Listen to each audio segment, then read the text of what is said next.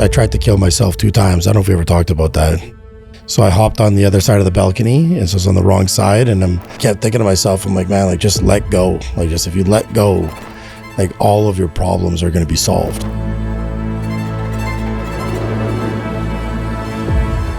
A few years ago, Shawn and I had dinner with my wife, and he was telling me all of his amazing plans that he's gonna do today, that he's doing right now. And I didn't know he was going through this level of stuff. Failures are God's blessings to get you to where you want to get to. So God will give you the challenge that you have to overcome to be the person you want to be. I've asked for something from God, and it's big, and I know he's about to slap me down. Like I know it's coming, because that's the only way that I'm going to get to learn and grow and become the thing that I want to come. Success loves speed, and success loves big action, right? The more you think about it, the more you're going to tell yourself why you can't. The more that you do, you're just going to have to figure out a way to do it, right? You have to go into the darkness, and you have to be broken apart in order to have the opportunity to grow past.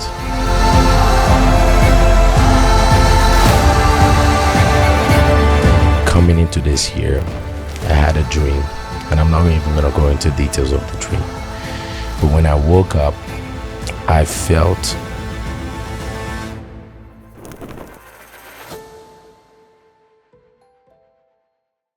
Hey guys, welcome to today's show, episode 2 of The Mind of a CEO. On today's show, I welcome a good friend of mine, Shawn Getty. His story is one that truly hits home for me because I saw Shawn in the early stages of his journey. Shawn has been through it all, from losing everything, dealing with betrayal, struggling through a brutal divorce, even facing an autoimmune disease that was caused from stress. He's been from rock bottom. His story is so powerful. He took punches left and right, up and down. And one thing that was amazing is Shawn didn't stay down. He used those as life stepping stone for himself. He's built himself back up, not just financially, but mentally and physically. And today, Shawn is a multi-millionaire. I don't like bragging about your money. I'm not counting your pocket.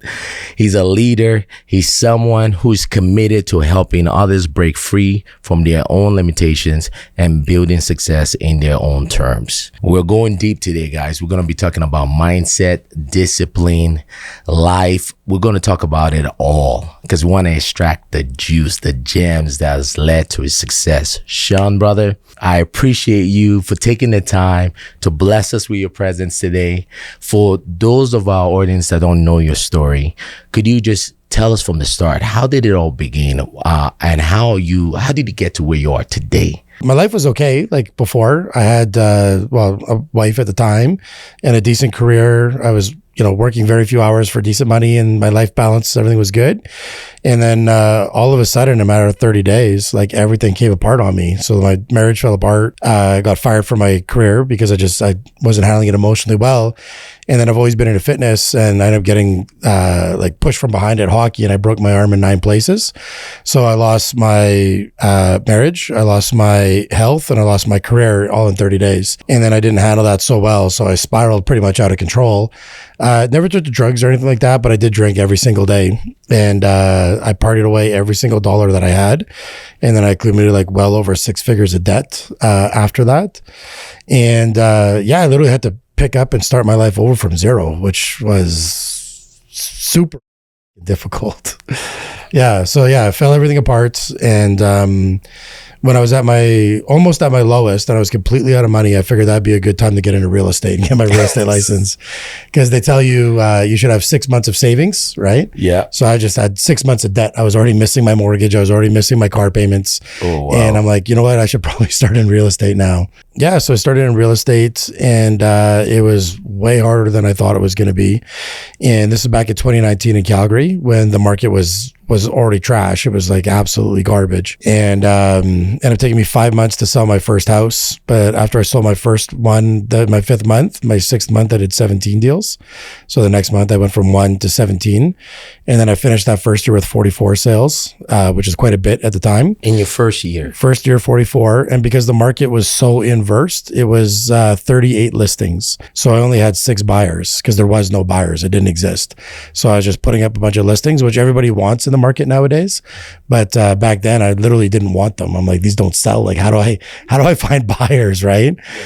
And second year I did 103 deals because I actually figured out what I was doing, and then obviously implemented everything.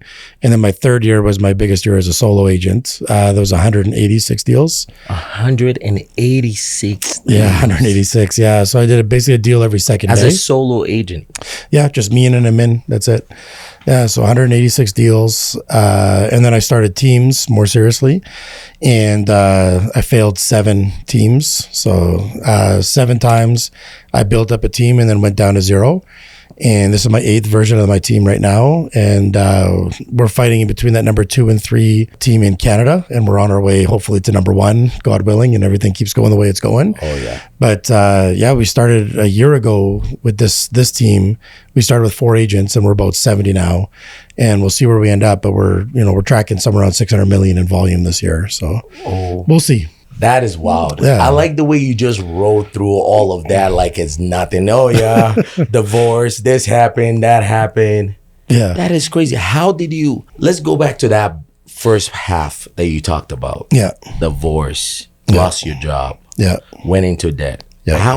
What was your mind like when you were going through all of that? Bad. Yeah, it was really bad. So a lot of self-doubt, a lot of negative talk. I was depressed completely. That year, I tried to kill myself 2 times. I don't know if we ever talked about that. I didn't know that. Yeah, so twice. The crazy thing is like I'm afraid of heights, and that's how I chose to do it. So one time I was actually at a condo party, and I was sitting outside by myself, feeling bad for myself. And this is on like the 27th floor or something. And yeah, I was feeling terrible, and like nothing was going right. So I hopped on the other side of the balcony, and so I was on the wrong side, and I'm holding on and leaning back, and I just kept thinking to myself, I'm like, man, like just let go. Like just if you let go, like all of your problems are going to be solved. Like just let it go. And then I couldn't at that time. So I hopped back over. And the crazy thing is I went back in the party and like nobody knew. Do you know what I mean? Like everyone's like all happy and fine and everything's okay. And the second time I was home by myself, and I lived on the 7th floor at this time, and same thing, was just feeling bad for myself, and I hopped on the wrong side of the balcony, and same thoughts. And the only thing that actually kept me from letting go was thinking about my niece and my nephew, what the casket would look like, and like how traumatized that they would be. And obviously my sister and my mom and my family and everybody, but yeah, it wasn't for me. It was the damage that I was going to cause by doing it is why I didn't, because I was done. Every day I was literally just wishing to die. And I couldn't. Like I would be driving on the highway many times, and I would just close my eyes and take my hands off the wheel, and I'd be like, it's not my fault. Like whatever happens is not me, right? And I would just hope that I would crash, and I never did. Yeah, so like that was leading up into my first year of real estate, and then in the first year. And yeah, like I ended up getting so broke financially. I don't even know if you do this, but I ended up selling my furniture for food, a lot of it. So I had no furniture left. And then, like I remember one time I found a toonie, like $2. And I remember looking at it, and I had to think, I'm like, I'm going to put $2 of gas in, or am I going to go buy a can of tuna? Because that's about what I could afford, right? And I went to the gas station, and imagine you're going to the gas station, you got to talk to the guy, and you're like, hey, $2 on pump 5, please. And the guy thinks it's a joke, and it's like, it's not. It's like, see where this $2 gets me. That's all I had. Yeah, the stress and the anxiety started getting pretty crippling. Like, I don't know if you saw any of that stuff either. I was pretty good at hiding it, I think. Like, not a lot of people knew at the time. Yeah. But yeah, the stress was getting so bad that my body started shutting down. So my heart rate was around 95 BPM. So, that's resting heart rate is no good. No. And I kept going in for a bunch of different tests for my lungs because I couldn't breathe properly. And they were saying that my lungs were operating around 30% capacity, but they couldn't figure out why. And then I used to get heartburn so bad that it actually burnt my vocal cords and it changed my voice. Like my voice is more raspy now than it used to be. And the doctor's like, yeah, like you burnt them. I'm like, I don't even know you could. Like, I didn't know it was really heartburn. Wow. And they're like, yeah, like it's going to keep getting worse if you can't fix this. And I would throw up all the time because, again, just from the stress. The stress and anxiety was this heavy. Oh, yeah. Yeah. And then it got so bad, I started breaking out in hives and I thought I was allergic to something because it never happened. Right. And I went to the allergy doctor, and with the allergy doctor, I'm sitting in there and it was like $55 or $45, whatever it was for the test. And I didn't have the money at the time, but I'm like, I need it. So like I paid my money and I'm sitting in the waiting room and the nurse comes in first. And the nurse is like, she just looked at me and she's like, oh, you don't need a test. We can refund your money. I'm like, no, don't refund my money. I'm like, I need to know what's wrong with me. And it's got to be allergies. And she's like, I can't tell you anything because I'm a nurse, but the doctor's going to come and he'll talk to you. I hate when they do that. Yeah, but she's not a doctor. I know. I'm like, yeah. Just tell me. Yeah, right? Yeah. So anyways, the doctor comes in, he looks at me and he's like, oh shit. And I'm like, oh, that's not a good reaction from a doctor. And he goes, I know what this is. He goes, it's not allergies whatsoever. He goes, but this is actually the worst case I've ever seen. He goes, you should be in a textbook. He goes, like, I've never seen this. He goes, you've gotten so much stress and anxiety on yourself that you've given yourself an autoimmune disease and you've got hives for the rest of your life. He goes, your blood has basically been coagulated. And he goes, it's like you took an egg out and fried it. And now you're trying to put it back in the shell. It'll never go back the same. And I remember sitting there talking to him and I'm like, man, there's no way. I'm like, if I cause this, from my mental state, I have to be able to fix it and uncause it, right? And I remember going down and sitting in my truck and just being like, there's got to be a way to fix this, right? So, like that's the worst that I got. So imagine like I'm trying to work and build a career. And at the time I was a bouncer because my bank accounts were essentially frozen. Any money that went in there was just, the bank took it back. Like that's how much I owed, right? They're like, yeah, you don't get money. You don't know what to do with it. Yeah, like all my cards were completely maxed and everything. And now I'm trying to go out and work and I've got 30% lung capacity. So like I'm constantly out of breath. It always feels like someone's sitting on my chest.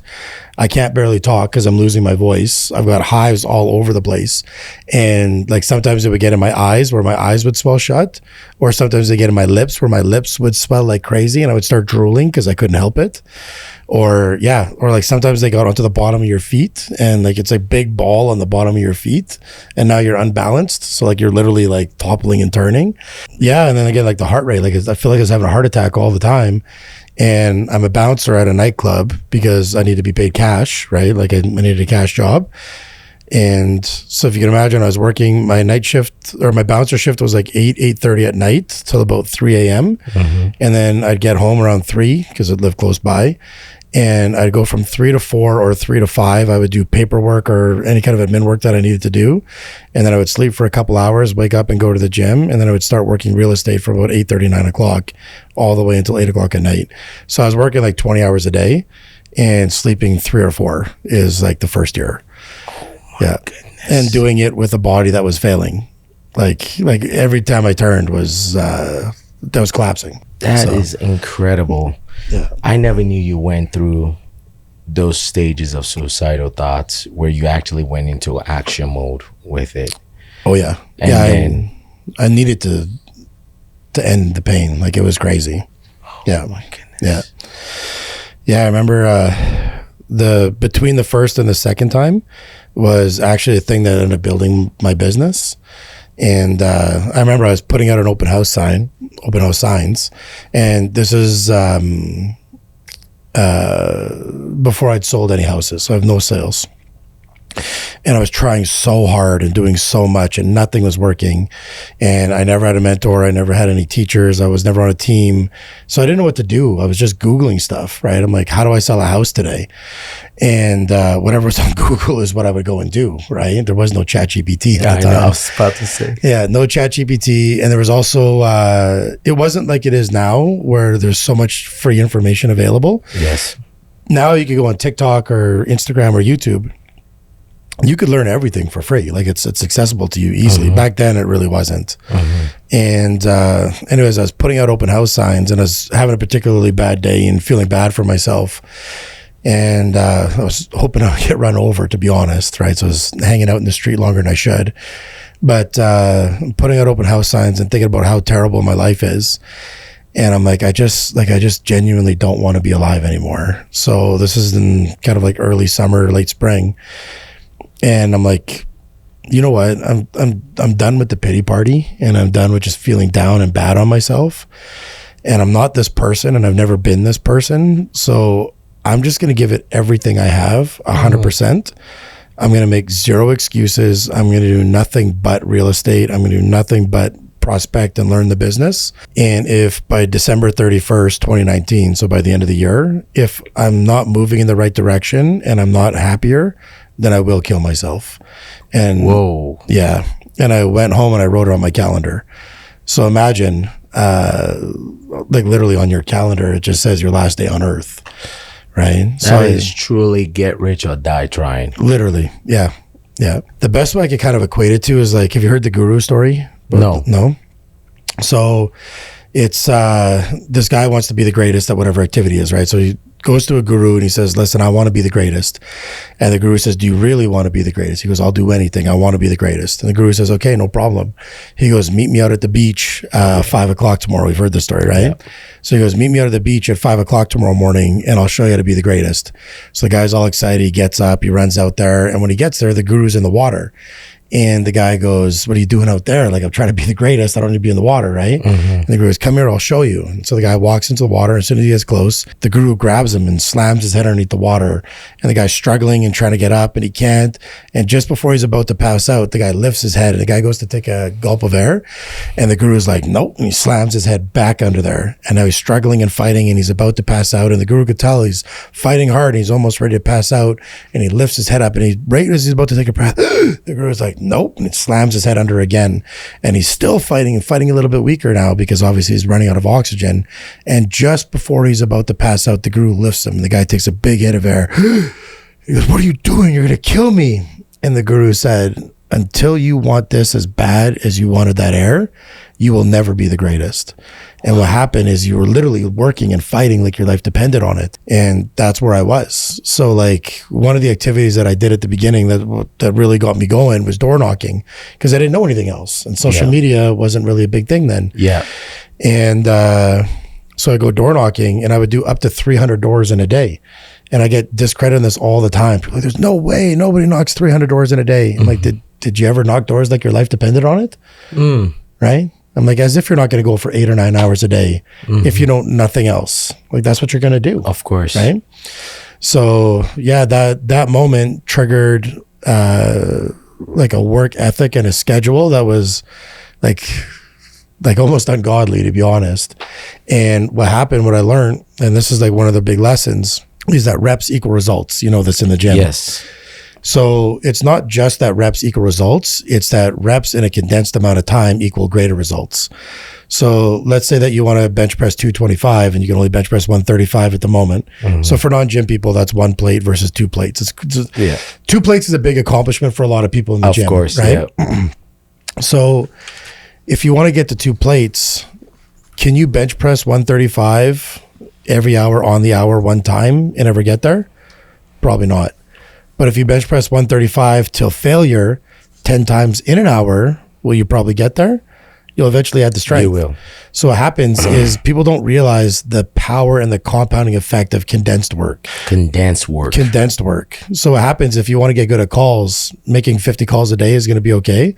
Making 500 calls a day, you're going to be amazing in a very short amount of time because your feedback is so much faster. Does that make sense? Yes. Right? So your feedback and your ability to change and adapt is going to be so much faster. So what happens is I was just doing everything at such a high scale and such a high velocity that I forced myself to be good at things, even though I wasn't. You know, you say it so easily, but I think we need to like magnify that moment for a quick second. When you sat and you said to yourself, you made a commitment. I'm either gonna make this work or I'm gonna off myself. From being in that dark place you were, what was the catalyst? What sparked that change? What happened on that day? Why that day? What happened on that day that led to you thinking, you know what? I'm gonna switch my mind. I'm not throwing a pity party anymore. Because there's a lot of people watching right now that are probably experiencing what you just said.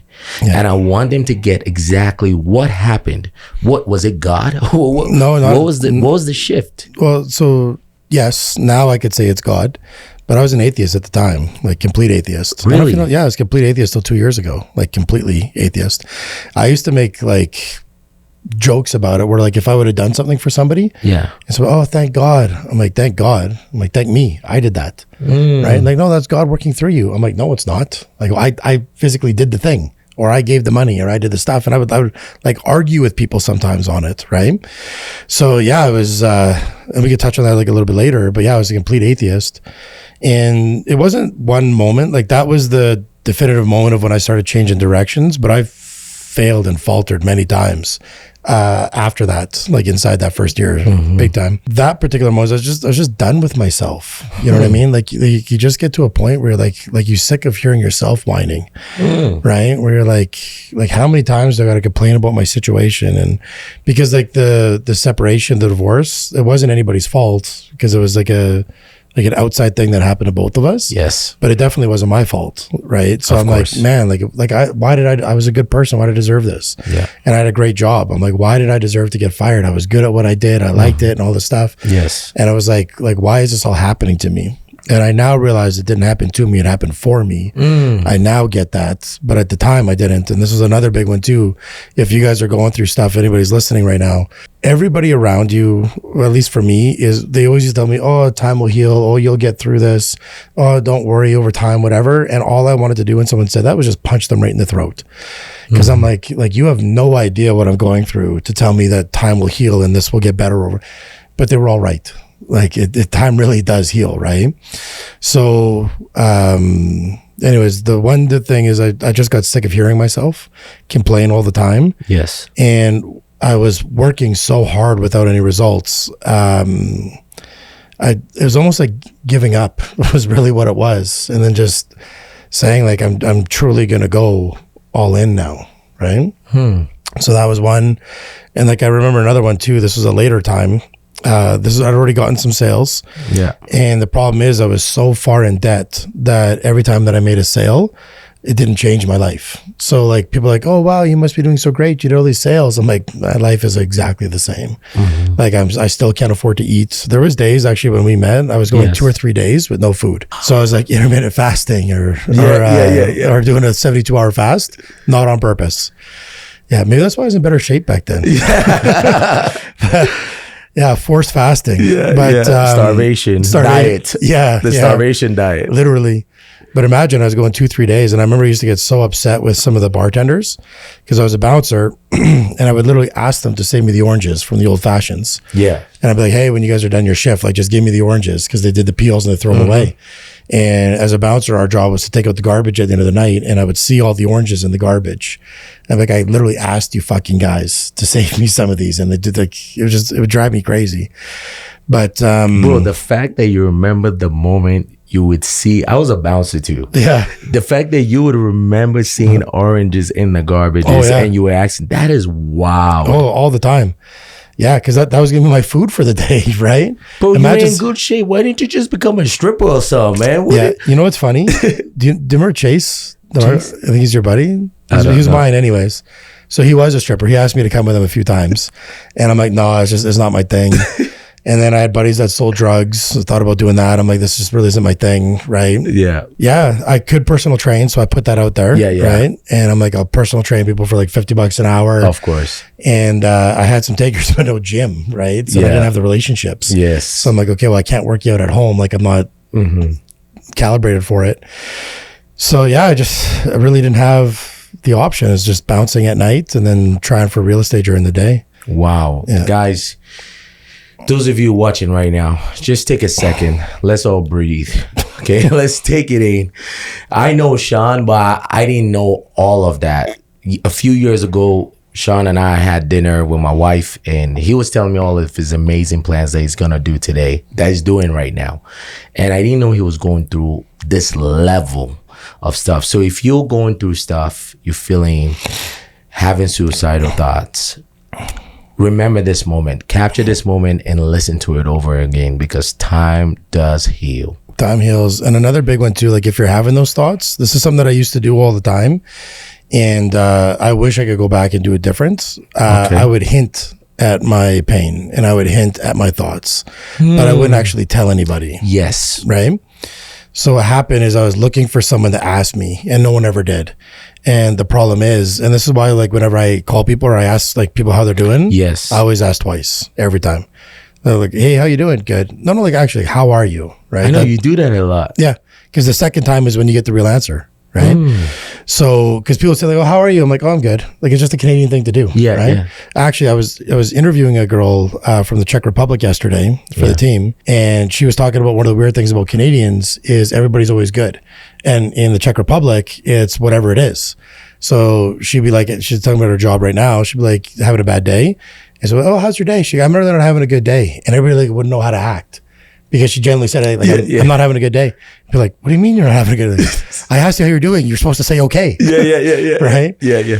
So anyways, if you guys are out there and especially if you're having like the super negative thoughts, or if you're just down and out, don't hint. Just literally go to somebody and ask them, because somebody does want to help you. And one other thing that I found that finally started helping me the most was actually helping others. So that's a bar right there. Yeah, it's hard to be depressed when you're helping someone else. So I'll give you like a really good, think of exactly that example. It's so crazy. So I did my first deal, 5th month, 17 deals the next month, and then I'm doing a bunch more. But I still don't feel good. Like I'm still dead inside.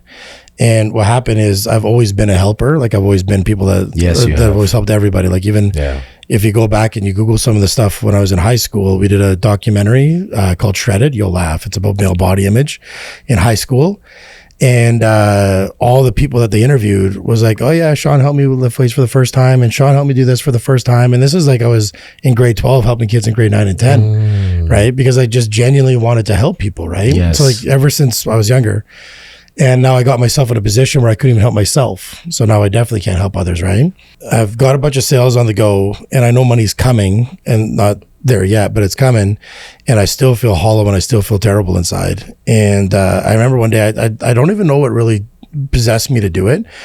But I just made a post, and I've made posts about this post actually, but I just put it out there that I've done a whole bunch of deals and I don't know everything, but I know what I just did to get these deals. And if anybody wants to know, I'm just going to throw on a Zoom course and I'm just going to put it out there so that nobody feels how I felt when I started the business, because I was looking everywhere for what to do. Yes. And it just wasn't there. Or people wanted an exorbitant amount of money, or they wanted to join a team or whatever. Of course. So I put that post and 4 people put their hand up and I was like, shit, I don't have anything for them. Yeah. I just put it out there, right? And I'm like, okay, well, we'll do a Zoom tomorrow, guys, and I'll see you like whatever it was, 8 a.m. or something like that. And so that night I had to sit down and think about it. I'm like, okay, what was the things that helped me the most get these deals in this business? And super long story short, the first one was mindset. And so we get to the Zoom meeting and it's just a black screen, because like back then you had to pay and you had to pay for the over 40 minutes. So I had no presentation or nothing. So we literally just sat on like a conference call. Like there was no video even. And I go through the first day and everybody's super jacked on it. They're like, oh, this is awesome. Like, could we get more tomorrow? I'm like, yeah, absolutely. Right. And so then I'm like, I don't have anything. So I sat that night and I wrote day 2. And then I did the same thing for day 3, day 4, day 5. And by the 5th day, everybody was so happy. And they're like, okay, well, what's next? And I'm like, I actually don't have anything else. Like, this is my whole business. Right. Yeah. Those people were so happy and they were so grateful. The things that those people told me is the first time that I'd felt good since the depression kicked in. And these people know this now, but those 4 people ended up saving my life because I was still going to go through with it. Wow. December 31st. And that course, that post was November 17th. Oh, I was 5 weeks away. Imagine. This is where I get choked up. But I was 5 weeks away from killing myself, and I decided to try to help somebody as like a last ditch effort of life, and helping people was the thing that ended up curing it, if that makes sense. So yeah. Oh man, trying to make me cry on camera, man. Screw you, bro. Screw you. Wow. Wow. I've told this story a couple times now, so I can fight the tears. But oh man, you didn't warn me, man. I gotta man it up. Sorry, man. Man, that is. I didn't even know we were gonna go here today, and it's so remarkable, and I love that aspect of helping somebody else, and it helps you heal yourself. 100%. Yeah, it's and now like that's what I try to do all the time. Like every opportunity that I have to give, I just give. Bro, it's making sense now. Because I'm like, why are you so humble? Why are you such a giver? Why are you helping so many people? Yeah. So, yeah, or even like like I put all this, like my sales stuff, I put all together in a course because people kept asking for it, right? This is like years later now.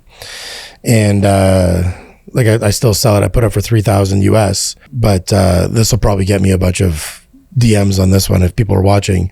But anytime I've had a conversation with somebody in need, I just gave it to them for free. Like it wasn't even a question. It's like I could see they needed help and they were trying, and I'd be like, check your inbox. They're like, what? I'm like, I just sent it to you for free. Like you can have it, right? Because it's like the money doesn't matter if you're not happy, right? No. And if you can genuinely help somebody, you should. Amen to that. Yeah. Amen to that. And this is while you were an atheist too. Complete atheist. Yeah. That's wild. Yeah. We'll get to that later on. I want to get to this next question. Yeah. So there are many moments where most people would have quit. You know, like you said, you were going to off yourself at the end of the year. There are many moments when through your divorce, when you were in the balcony, many moments where most people could have quit. What was the moment when you decided that you weren't going to let your circumstances define you? Yeah. Like you say you have many episodes of it, but when was the moment you're like, you know what? This shit is not going to define me. Yeah. There was like 2 big ones. So like the one I told you with the open house signs. And imagine like I'm carrying open house signs, playing like Frogger, right? Trying to put them out on the street, right? Was one. And then another one, again, like when sales started happening, but like things still weren't changing in my life. And I used to listen to not songs, but like motivational. It was on Apple iTunes, but like I don't know what you want to call them, like motivational speeches, I guess. Yes. Right, where they got like the thundering music in the background and all that stuff, right? Like get up. Yeah. And yeah, anyways, I used to have it as my alarm when I woke up, and I used to listen to it all day. Like if I wasn't talking to someone, I was listening to those. I would listen to it in the gym. I would listen to it when I'm sleeping. Like it was like, it never stopped. I never listened to music. I never listened to podcasts. One thing that I found, like I'll segue for a second, but like a lot of times people over-educate themselves and they under-implement themselves. So that's one thing that I want to get in the trap of. Like once I kind of had my rhythm of the things to do, I just want to do. I want to stop learning and just start doing. Yeah. So the motivational speeches help with that, right? Anyways, I was listening to one. I still remember I was in Lower Mount Royal, and I'm listening to one is Dig Deeper. I don't know if you heard that one. It's like a pretty famous one. Yeah. So anyways, Dig Deeper. And as they were talking about it, they were talking about like you have one more rep, you have one more course, you have one more this that you could do. And I literally remember I had to pull over. I was crying so hard, like I couldn't stop. And I pulled over and I'm like, I'm not all in. And I think I am, like I thought I was.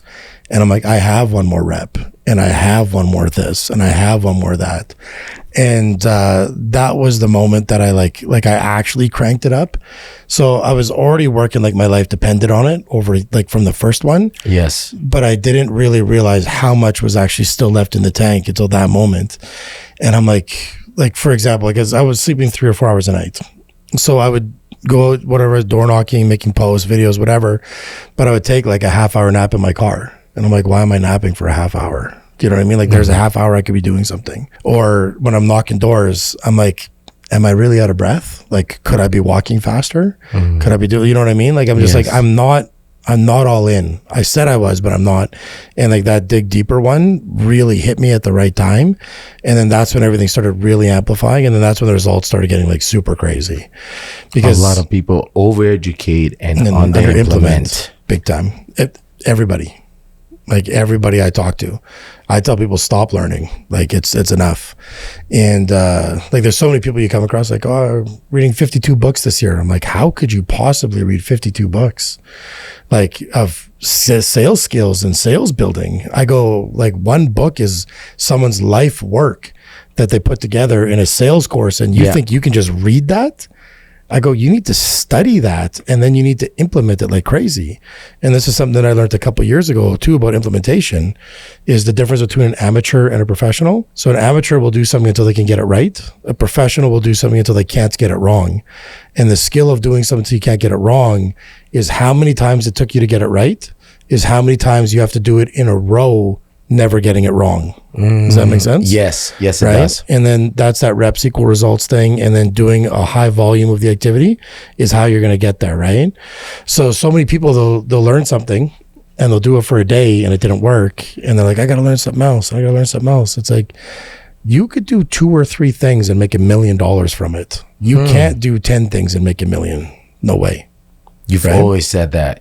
Always said that. Yeah. Why do you think people choose to overeducate? Because it's easier to learn than to do. Yeah, it is, right? It's way easier to learn and sit there and watch a fucking podcast or a YouTube. Damn. And it's also easier to talk, right? So many people get educated and then they could talk about the thing, but they're not doing the thing. You know, people I've ran across that are talking and I'm like, you haven't done shit. Like you're saying the right thing. Yes. But your words have no weight because you didn't do it. You can tell. Oh, you could. Yeah, always. Yeah. Wow. It's like when people talk to me about nutrition. Yeah. And they're like, you never did it. You don't know what you're talking about. You read that in a book. Yeah, exactly. You're right. Yeah. But you ain't right. Yeah. I love that. Let's jump to the next question, man. Okay. I have to write down my questions. I told you guys I play football, CTE, don't judge me. You've been knocked down over and over. You've dealt with betrayal. You've dealt with loss. You've dealt with failed business. You said this is your 8th team that you have going right now. How did you condition yourself to keep pushing forward despite the rejection that you face and despite all of the failures that you've had? The answer today is way different than the answer I would have given you yesterday type thing. So I got two points to that. I now understand that failures are God's blessings to get you to where you want to get to, right? So like I just posted this the other day, but when God wanted to make David a king, he didn't bring him a crown. He brought him Goliath. Right?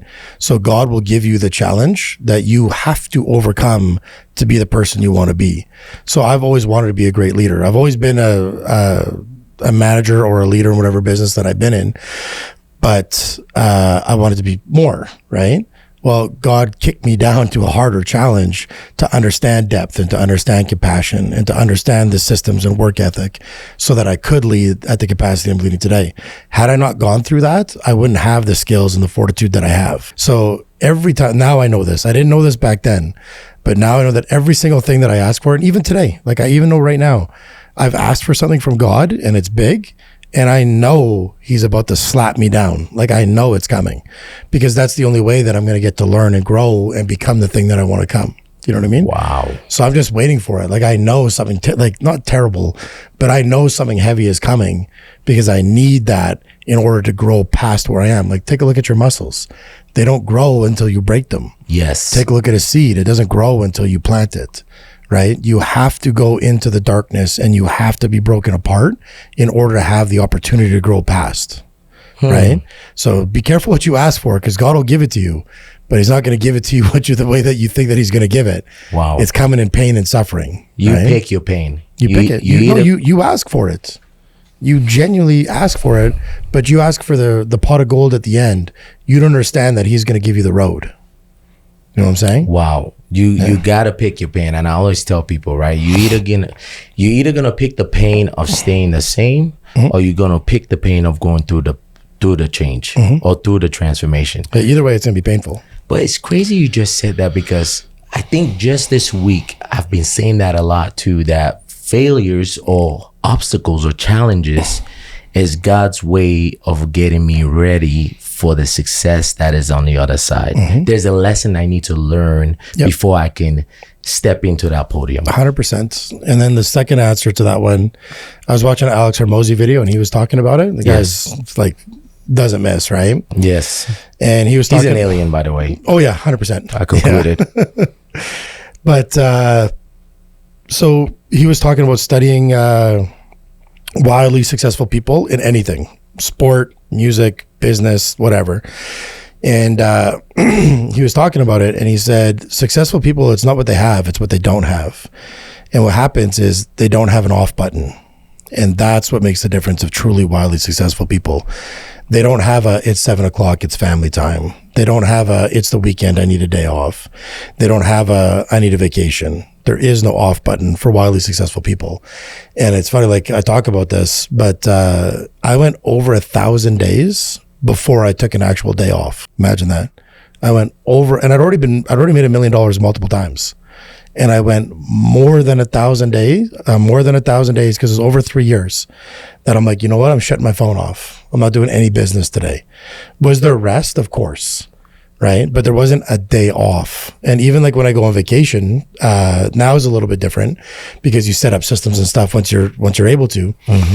But when I went on vacation, everybody that I was with knew that I was working from 7 or 8 a.m. until noon by myself. Don't come talk to me. I'm not available. I would go to the pool, to like the edge of the pool, and I'd grab a beer or something. And it was just work time, whether it's laptop or social or something. But I would work every single morning from like 7 till noon.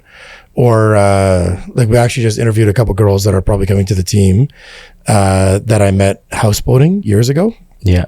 So you're houseboating, right? Yeah. And this is my first year in real estate, and we're houseboating, and I brought my laptop and everything with me. And imagine every single morning from when I woke up, which is around 6 or 7, until about noon, I wasn't houseboating. I was at the kitchen table while everyone else was playing and swimming and drinking and doing whatever. I was sitting there working.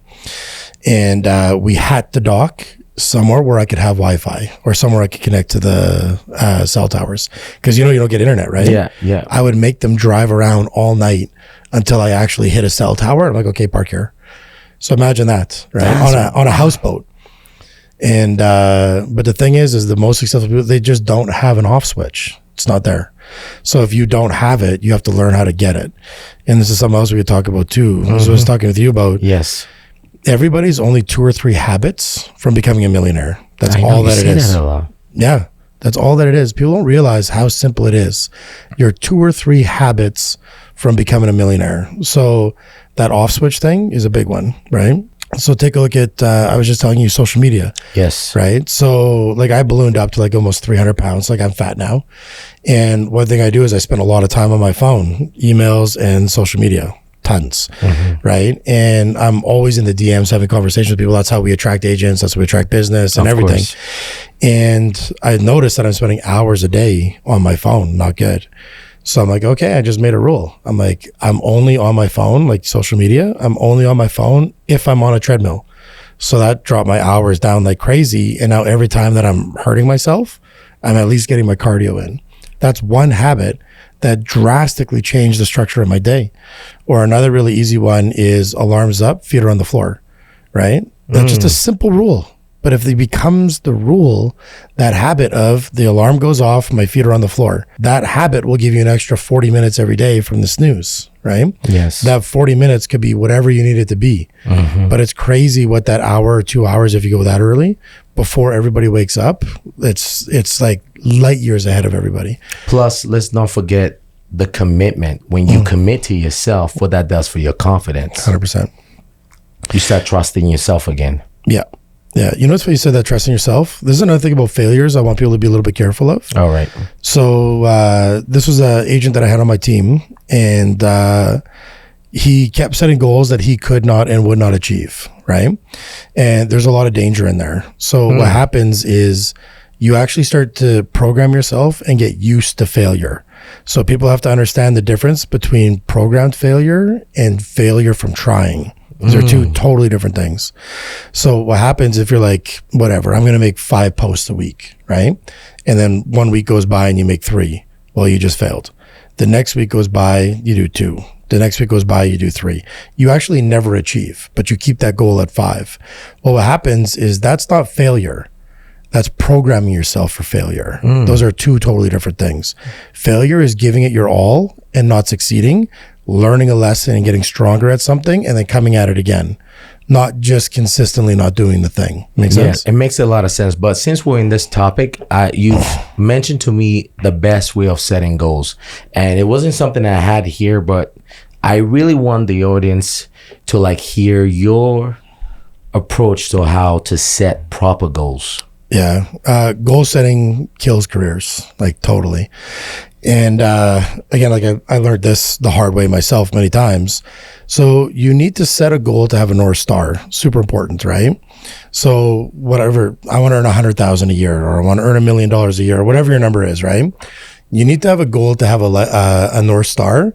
And then from there, you reverse engineer down all the way what you need to do per month, per week, per day, and then per day you build yourself a schedule, right, of whatever it is that you want to do. So now you've got, if I do this every day, it'll build up to the week, it'll build up to the month, and then that'll give me my year, right?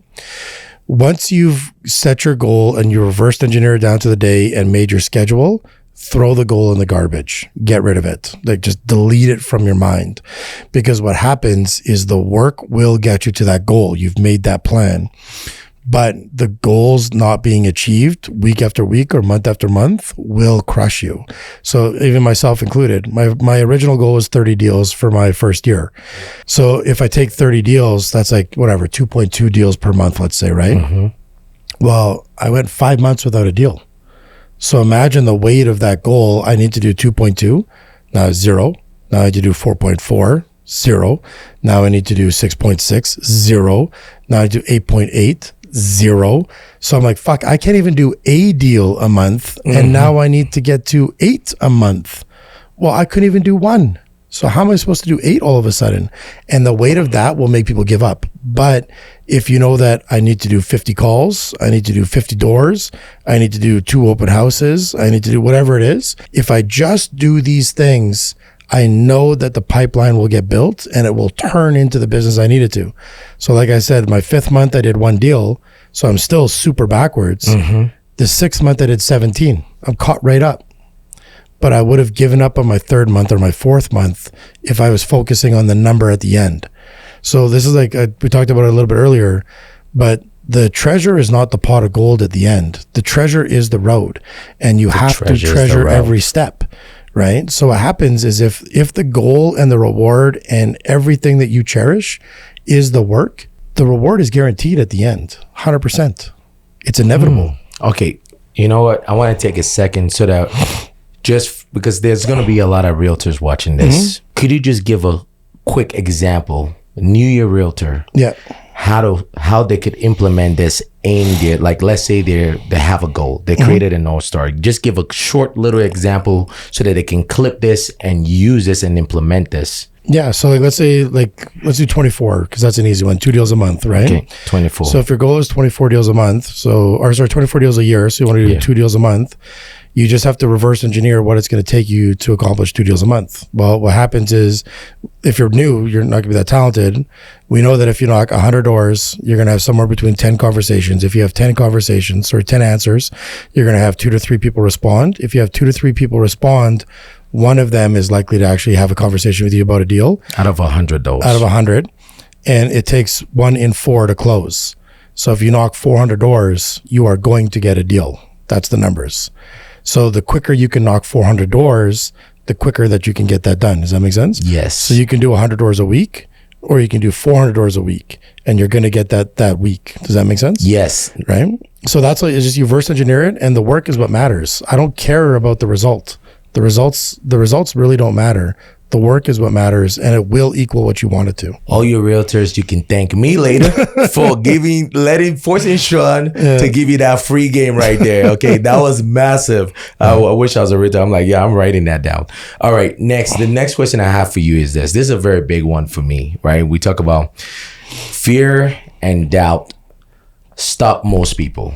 Yeah. Okay, and before they even start, like they're already like, I don't think I can do this, especially when it comes to weight loss. Yep. They don't think they can do it. They failed many times before in the past. How did you shut out the noise and block out self-doubt to take real actions? Yeah. So there's a couple things here. So first, when you're starving, it's really easy not to hear other people. It's very easy to not hear other people. Yeah. So I'll give you a really good example. So we do a ton of business on Facebook Marketplace, like a ton. Like sometimes a third of our sales come from Marketplace for free, which is crazy. And when I first started doing it, I would get screenshots of like realtor group chats of them making fun of me, saying that we can't afford to run ads, which was true. Right? But they'd be like, oh, he can't afford to run ads. He can't afford to do this. He's like, what a loser. He's in Facebook Marketplace trying to sell a house. He goes, that's where my mom goes to sell like her old slippers. You know what I mean? Right. And what happened is, one is I never did less than 20 deals a year for Marketplace. So it ended up being amazing. Like their opinion, it ends up like, it's not relevant. Right. Like my goal was to get the most exposure as that I could for my seller. Right. So if I don't have any money for ads, I have to market it somehow. So who cares what anybody says? My job is to who I'm going to get paid from. Right. One is other people's thing, like other people's opinions and noise. It really doesn't matter. And like another one, if you are really struggling with this, nothing matters. Like at the end of the day, we're all dead. Like none of us are coming out of this alive. So think back to last year, who's in your life, who's not today. Think back to high school even. How many people did you not do something because of their opinion in high school and they are completely irrelevant to your life today? Like completely, right? So at some point, the people that are in your life today are not going to be in your life tomorrow. Nobody lasts in your life forever. Like there's only one of you that go in the casket, and whoever's here today, 99% chance they're not at your funeral. So why does their opinion matter to you at all? Do you know what I mean? But it's easy for you to say that. Yeah. Because you're Shawn Getty. Now. How does... I'll give you another good example. Okay. So when I started making videos, right, for Instagram, the comments that I got from the closest people to me was, you look like a serial killer, right? Because I had no energy. I was just like staring blankly at the camera or staring away. And then other people tell me like, you look so untrustworthy because you can't look at the camera. You're constantly looking away and your videos are boring. And then my own family, because I would talk about personal stuff, my own family would be like, are you Dr. Phil or are you a realtor? Like, why are you talking about emotional stuff? My own family, right? It's hard to say anything, but like, it doesn't matter. Like it genuinely doesn't matter. And the more that you put yourself out there of who you are, the more you're going to attract to people who are just like you. And the more you're going to detract to people who are not like you. Right. And just, that. And another big one too, like I live and die by this. The life you want is literally on the other side of the things that you're not doing. Like if you go out on my sales board, that's what we talked about at the sales meeting, is I wrote this down. If you can kind of picture this, But I said, what are the top 4 things that are going to move the needle the most in your business today? And here's a good exercise for everybody. Like, take a piece of paper and kind of cut this out. So on the top, write down the 4 things that you're not doing that you could do right now that's going to move the business the absolute most. So for example, warm calls. Like, nobody wants to make warm calls. I don't know why. Cold calls, social media posts, whatever. So those are the 4 things. Then you got to draw a line this way. And I put down 2 experiences that you either want yourself, or that even more, like, I think is better, that you could give to somebody else, right? And I'll give you a super good example of this. My parents have never traveled overseas. When they fly economy. And if they do stay in a hotel, it's a motel, it's a Super 8 or a whatever, right? The $39.99 on the side of the road. That's how my parents have just traveled. It is what it is, right? And this is a couple of years ago. We're sitting at the kitchen table and we're all talking, and their anniversary is coming up. And I'm like, well, where would you guys want to go for your dream anniversary? Like, if you could, like, go anywhere in the world, and I already know what my mom is going to say, but if you go anywhere in the world, where would it be? I was like, I'd love to go to Greece, and it'd be so amazing. I'm like, okay, cool, pack your bags. She's like, what? I'm like, we're going tomorrow. She's like, we can't just go to Greece tomorrow. I'm like, yeah, we can. Like, pack your bags. And like, we got in a little bit of a fight over it, and then I just booked the tickets. And then so one day later, so not the next day, but the next day after, we're on a flight, first class to Greece. Well, the tickets were like $40K for this just trip. So, and they've never flown anything but economy. If anything, they drive. Like, they'll drive somewhere to save the money for a flight. So now they're sitting in the pods, they're enjoying it and all this stuff. And then we fly to Greece and we go to Santorini. And I've got a Mercedes limo waiting for them, and they get picked up. I'm with them too, right? And then so we're driving up to the hotel, and I literally went and I found the nicest hotel I could in Santorini. And if you know Santorini, it's one of the most beautiful places that you can go to on earth. And you walk in and they got the champagne and the hot towel and all the stuff. And they're like, they know your name when you walk in, right? Hi, Mr. Getty. Hi, Mrs. Westner, all this stuff. And so they're going to grab the bags to go to the room. The people grab the bags for you, obviously, right? I didn't just get them a room. I got them the best room in the hotel with their own private jacuzzi and their own plunge pool on the ocean. Like, it's the best room in the best hotel in Santorini. Wow. And when they got there, I had champagne, I had rose petals, I had balloons and everything. Oh my goodness. To see my parents break down and just how happy they were, I would do anything. There's no door that I wouldn't knock. There's no call that I wouldn't make. And that experience lives on the other side of the work you're not doing. And that's why I have people draw the line. That makes sense? Yes. Right? It's so important to draw that line. So here's the things that I know are keeping me from being successful. You draw that line. And that's why I think experiences are so much more important than things. Right? Imagine going to do that for your parents, right? And like, it's not even like a planned thing. It's like, we're leaving tomorrow. Right? Or like my mom, she sent me a property that she wanted to buy in Phoenix one day. Right? I'm like, you don't work. I don't know where you're going to get this money from, right? It's like, you're on my salary, and I know you can't buy that. But anyways, they wanted to be snowbirds, right? And so they wanted to, live of course down in Phoenix. So she sent me the property, and that was her first mistake, because I went to the bank and I got a bank draft for the whole property, and I gave it to her and I said, go buy it. She's like, what? I'm like, go buy it. I go, here's the draft. Like, no mortgage, no nothing. Just go buy it. And that's the kind of experiences, and that's the kind of things you can do for people that are on the other side of the work you're avoiding. Right? I love that exercise. There's one more part to it. Do you want the last part? Please. So you got your 4 things. You got the line. You need the line because it's a visual thing. Yes. And then another line this way, and I like to draw it in red. So this is, you got your 1, 2, 3, 4, and then you got a vertical line now. And these are the excuses that you're telling yourself that you can't do it. So imagine this. I can't knock doors because I'm afraid. I can't make social media posts because I'm not good on camera. I can't whatever. Now you've got your experiences down there, right? Now you need to call my mom and tell her, I can't give you that vacation because I'm too afraid to knock doors. Imagine calling your mom and being like, I want to give this to you, but I can't because I'm afraid.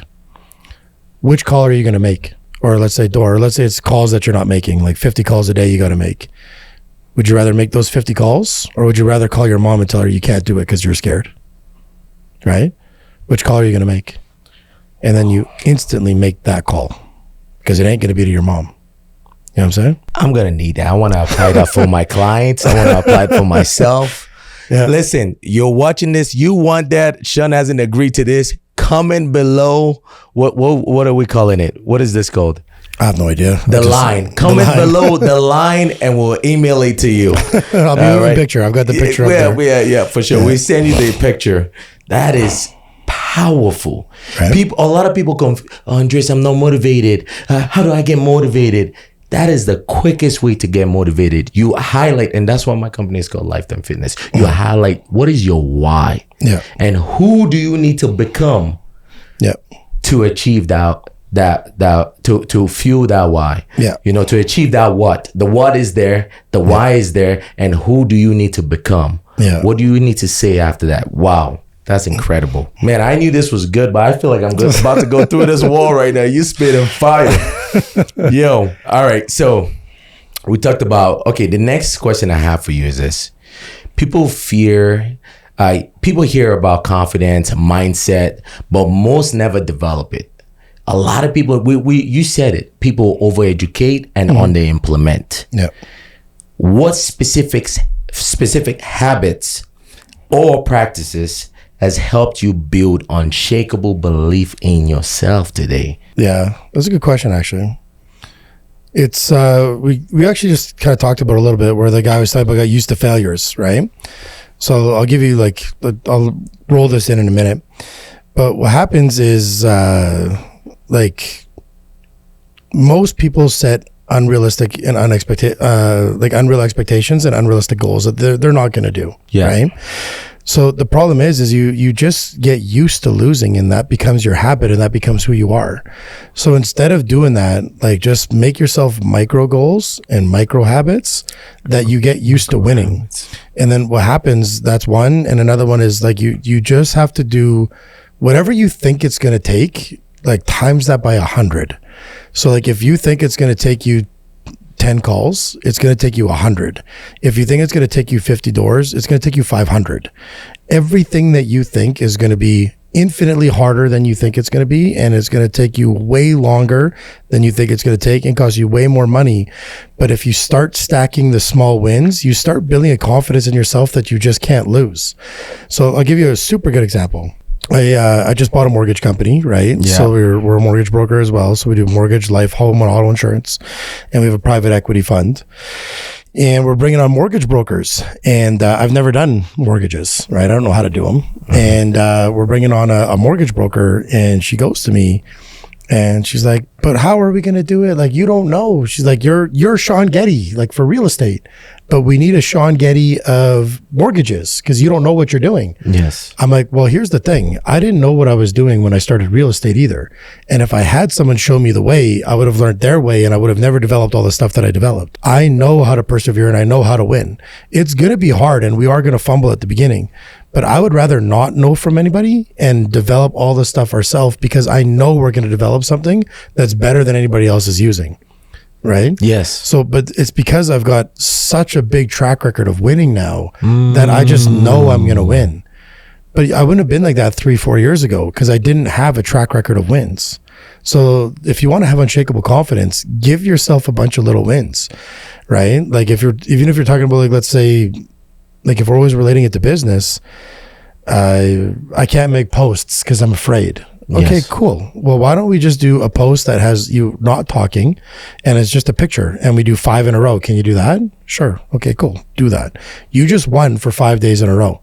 Next week, can you do a voiceover? So can you just do a picture of something and speak into a microphone? Yeah, I could do that. Okay, cool. There's 5 in a row. You've just done 10 days in a row of winning. Do you think you're going to lose on the 11th? Okay, cool. Well, now it's time for you to do a video. You're already winning. That makes sense? 1,000%. We didn't just jump to the video. We stacked up smaller habits first. Wow. So the power of momentum. So the habits that you use is you get small wins. Small wins. To build your unshakable confidence. This is the biggest thing, even with fitness, the reason why a lot of people fail to try is because they have failed so many times because they've done the extremes. The crash diets, and then they've gotten used to losing. So they lose that confidence in themselves to even try. They lost before they started. They know they're day 5, they're done. Day 7, they're done. So imagine instead of here's your diet, why don't you say, you know what, here's your breakfast, right? Even myself, like I've got a bad sugar addiction, right? All the time. And I made it like one of my habits that I changed recently is my first meal every day is a protein shake with egg whites, right? That's an easy one. I could do whatever I want for the rest of the day as long as my first meal is a protein shake with egg whites. Well, what happens is eventually I'm like, you know what? I could probably just have like steak and eggs for my actual first breakfast now. Now I've got 2 meals that are going. Well, if I've got 2 meals consistently and I'm eating a cheeseburger or pizza or whatever for dinner, I don't feel good at dinner, but I felt good all day. So now it's going to be easy for me to kick that out. Now all of a sudden, it might have taken me a month or it might have taken me 3 months to get there, but I'm here. And it's a sustainable habit too. Let's just start with breakfast. And those with a sugar craving, that's actually one of the hacks to break a sugar craving, starting off your breakfast with a high protein breakfast. Yeah. It's the quickest hack to reduce your sugar craving. But imagine that, and then you still eat whatever you want throughout the day at the beginning. Yes. But it's just one meal at a time you can do. But like let's say you do, like, even let's say you just do the protein shake for 3 months. Yeah. And you change nothing else. Yeah. Can you do anything but that protein shake after that? It's impossible. No. So I've added that in. Yes. Now I'll work on the next one. Exactly. Right? And you're feeling good about yourself. You're 100%. Feeling confident, like I committed to something and I did it. Bingo. You got used to winning. Right? You got used to winning. Yeah. Wow. I love this, man. So, Shawn, you developed an autoimmune disease due to stress, which is wild. And like your voice, you damage your voice. That's a lot. A lot of entrepreneurs, including myself, would burn out. They burn themselves out. They crash because they're trying to achieve success really fast, right? What would you tell someone who's grinding but ignoring their health right now? What do you like love doing? Like your number one favorite thing in life? Like your favorite thing? Number one favorite thing in life. Like I love playing with my kids. You know what? I thought you were going to say that. That's funny. Could you ever get tired of that? Could you burn out of that? I couldn't burn out from it, but I could get tired because there's 4 kids. At least. Yeah, at least. Yeah. Judging by you, ain't stopping.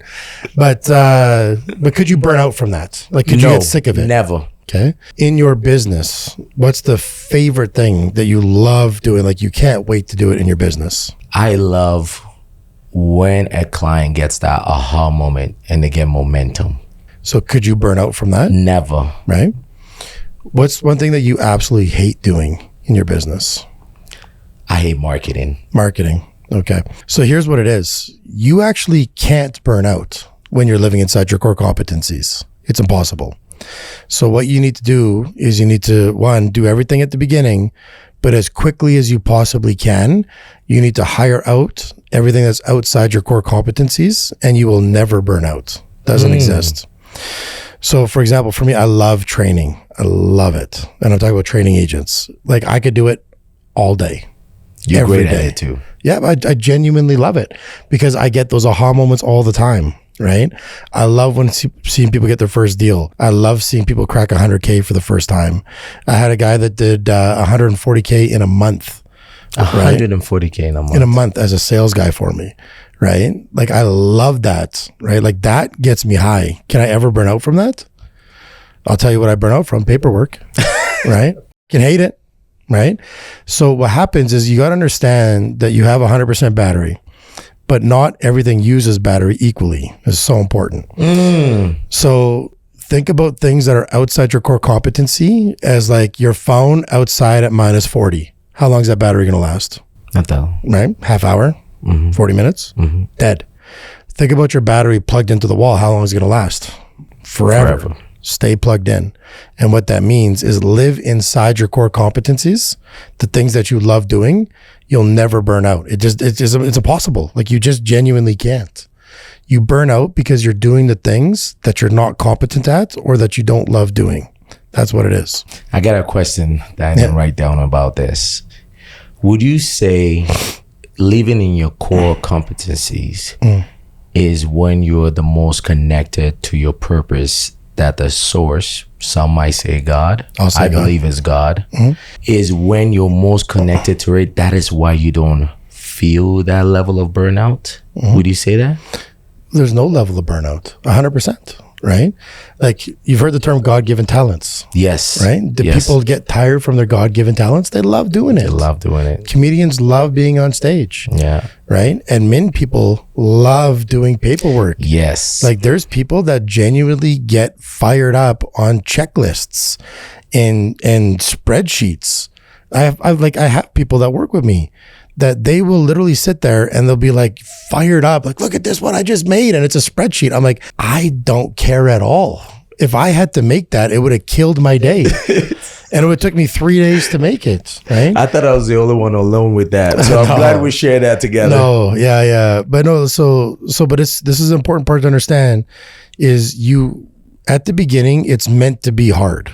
It's meant to be hard because that's why so many people fail and why the exceptional are the exception. So at the beginning, you have to push past dead. You have to push past burnout because that's the only time when you're going to have enough money to pay for your stuff that's outside your core competencies, right? Yes. So at the beginning, it's meant to be hard and you just have to live with that. Okay, I'm at the hard part. And then once it gets rolling, it's not, right? It's like a rocket ship. And it's crazy when it comes off your plate, it's so crazy. And the thing is you're good at your core competencies, right? So like one thing that I'm good at is attraction. I like doing team interviews because I know that if I'm sitting down with someone, I'm going to bring them on the team. And if I bring them on the team, I know I can make their life better. And I love seeing that. That makes sense, right? Yes. So what happens is we grew from 4 to 70 in a year. That doesn't happen in real estate. Like I get asked, how did you do it? I love doing it. I'll book meetings until I'm blue in the face because I'm fired up about it, right? Some people don't like doing the interview. So like if you own the business and you don't like doing the interview, don't do it, right? Do what you're good at, right? So that's... living inside your core competencies, you'll never have burnout. It's and this is and tying it back to eliminating stress, right? Eliminating stress. That's the one thing, but you have to deal with the pain at the start because it's gonna suck. It's gonna suck until you can get to that point. 100%. Now, the next question I have for you is, what's the hardest decision you've ever had to make in business or in life, and how did you even get yourself to making it? It's always firing people every time. Really? I hate it. I joke about it that I don't, but especially salaried people. Like it's really hard for me to let go of salaried people. I'll carry them for months before I let them go. Like it's crazy. And it's always been to the detriment of me and it's always been to the detriment of the team. And every time that I've fired somebody, it has gotten so much better for everybody because I knew they were a cancer. And I kept trying to I'll fix it. And you can't. So that's always been the hardest for me. I carried somebody that was like in a leadership position on our team, probably 6 months longer than I should. And it caused almost irreparable damage. Almost everybody left me because of that person, right? Because they just didn't like working with them. They didn't respect them and they were a good person to me. And they were all in to me, but they were terrible to the people around them. And I kept like, do this, be better at that. Let me coach you here. And so it's always hard. It sucks because you're affecting somebody's livelihood. You're affecting someone's family. You're affecting their kids. So when you let someone go, it sucks, right?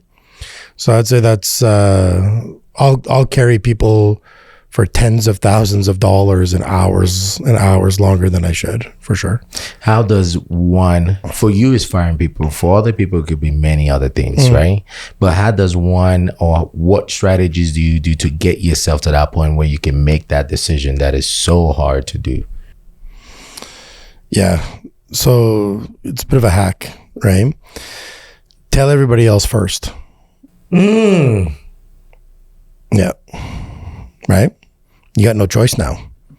So imagine you got to fire somebody and they're a superior to a team and you tell the whole team that you fired them.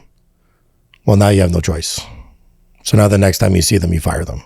Make sense? Yes. Right? Let's say you're in a bad relationship, right? tell everybody that you broke up with the person before you talk to them. Let's say you want to quit a job. Like this one, we have it quite often actually, because we have people that are leaving a brokerage or a team to come here. And many times it's a bad relationship. And like, I don't know, I just can't tell them. And I know what's going to happen is they're going to go back and talk to them. The person's going to promise them the world. I'll change this, I'll do that, just stay, blah, blah, blah. And it never works out, right?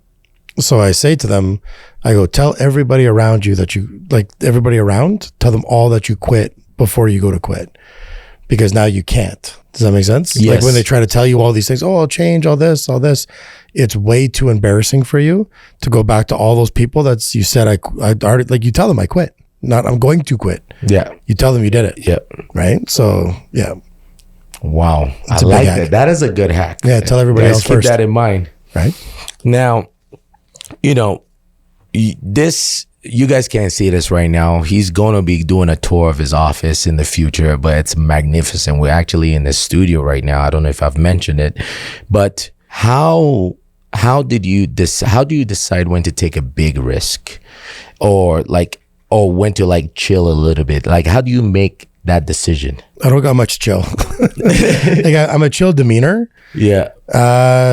Honestly, it's like we talked about earlier, stacking those small wins. I just do.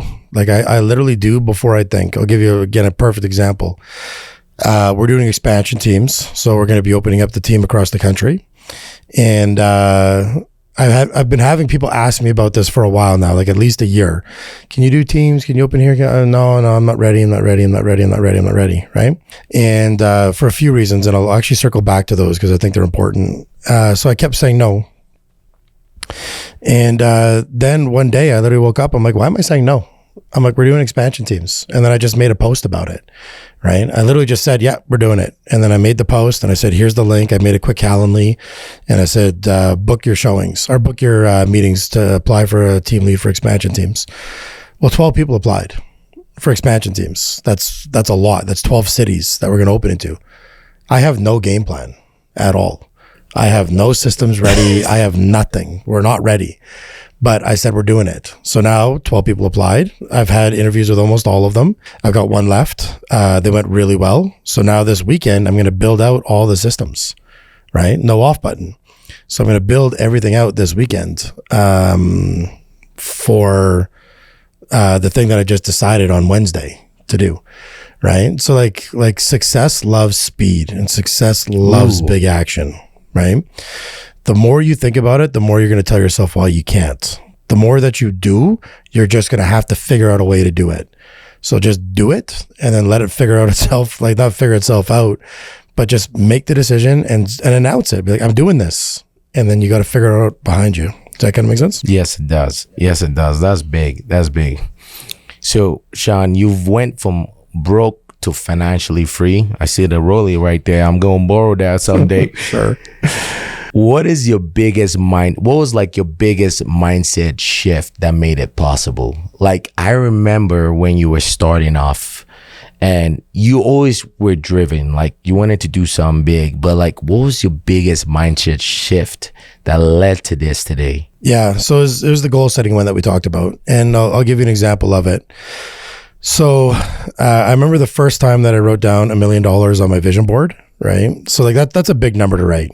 $1 million, right? Like imagine if you guys actually do vision boards and like physically writing with the 2 commas and the 6 zeros, like that's a big number to write. That's a big commitment to be committed to, right?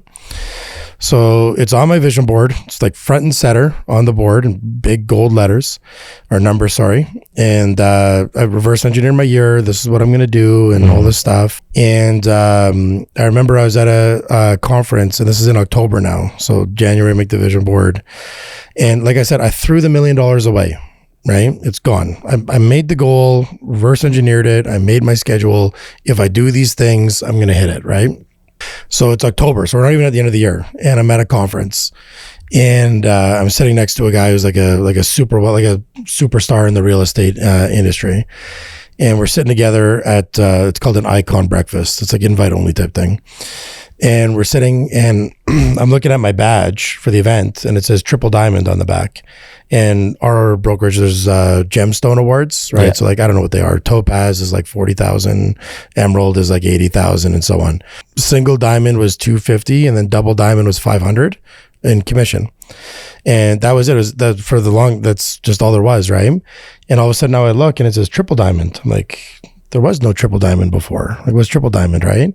And then so I go to Google it. It doesn't come up in Google. I'm like, oh. So I go, there's a room for icons. So I go into the icon room. I'm like, hey, because I asked the guy sitting beside me, the superstar, I'm like, do you know what this is? He's like, no. I'm like, oh, crazy. So I go into the icon room. I'm asking him like, hey, what's triple diamond? I go, like, because it's like, it wasn't there before. And she goes, oh, we've had so many high producers come into the brokerage. We need to add another level because we had way too many people at the highest level. It just didn't look good. Like, it's not exclusive if everybody's there. Of course. So I don't know what the number is at the time, but I'm thinking, oh, like 250, 500, probably 750. Makes sense, right? So I'm like, okay, well, what is it? She's like, let me look it up. And so she's looking and she's like, oh, here it is. She goes, triple diamond means you made more than $1 million. I'm like, what? I'm like, I made more than $1 million? She's like, what's your name? I'll look it up. I'm like, okay. So I give her my name. She goes, Shawn Getty. And she flipped me the thing. She's like, oh, here you are. Yeah, it says you're at 1.1 million. I'm like, are you kidding me? I'm at 1.1 million and it's October, right?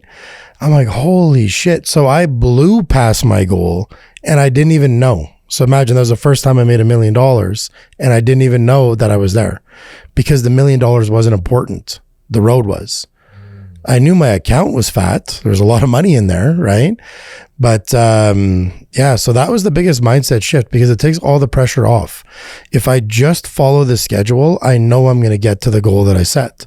But if I have this goal on my head, because there was probably months where I only made like 40 grand or 50 grand, which I know that sounds like a lot of money. Yeah.